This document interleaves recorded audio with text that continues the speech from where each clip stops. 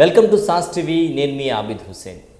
ఇప్పుడు ప్రధానంగా అంటే కొన్ని వార్తలు బాగా వైరల్ అవుతూ ఉంటాయి. అటువంటి వార్తల్లో నేను చెప్పేటువంటి వార్త అయితే ఒకటి, ప్రధానంగా క్రికెటర్, భారత క్రికెటర్లు చాలామంది రాజకీయాల్లోకి వచ్చి రాణించారు. మొహమ్మద్ అజరుద్దీన్ కావచ్చు, ఇలా చాలామంది క్రికెటర్లు అయితే రావడం జరిగింది. ఇప్పుడు మరో క్రికెటర్ కూడా రాజకీయాల్లోకి రాబోతున్నాడు అనేటువంటి వార్త వైరల్ అవుతుంది. ఆ క్రికెటర్ మరి బీజేపీ నుంచి పోటీ చేసేటువంటి అవకాశాలు చాలానే ఉన్నాయి అని ప్రధానంగా మనకైతే వార్త వినిపిస్తుంది.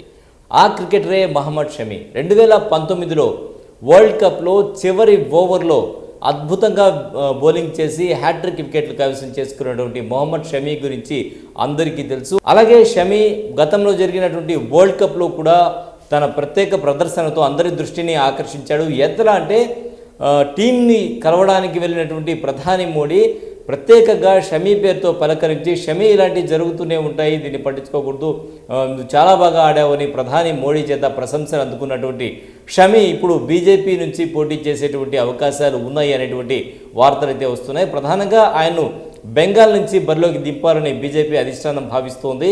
మూడోసారి పోటీ చేసేటువంటి ఈ ఎన్నికల్లో బెంగాల్లో ముస్లిం ప్రాతినిధ్యం ఎక్కువగా ఉండేటువంటి ప్రాంతం ఏదైతే ఉందో ఈ ప్రాంతం నుంచి ఆయన బరిలోకి దింపాలని భావిస్తోంది. సందేశ్ ఖాళీ ఈ ప్రాంతంలో ముస్లింలు ఎక్కువగా ఉంటారు. సో ఈ ప్రాంతం నుంచి షమీని రంగంలోకి దింపితే ఖచ్చితంగా అక్కడ గెలిచేటువంటి అవకాశం ఉంది అని బీజేపీ ప్రభుత్వం భావిస్తోంది. అందులోనూ ముస్లిం మైనార్టీలు ఎక్కువగా ఉండడమే కాదు, ఆ ఏరియా ఏదైతే ఉందో ఆ ఏరియాలో ఖచ్చితంగా షమీకి అనుకూల పవనాలు వీచేటువంటి అవకాశం ఉంది. తన బౌన్సర్లు, యార్కర్లతో ప్రత్యర్థుల్ని ఏ విధంగా బెంబేలెత్తిస్తాడో అదేవిధంగా రాజకీయ నాయకుల్ని కూడా బెంబేలెత్తించేటువంటి అవకాశం ఉంది అని. ఎందుకంటే షమి ఒక క్రికెటర్గా తనకంటూ ఒక ప్రత్యేక శైలితో కొనసాగేటువంటి క్రికెటర్గా గుర్తింపు తెచ్చుకున్నాడు.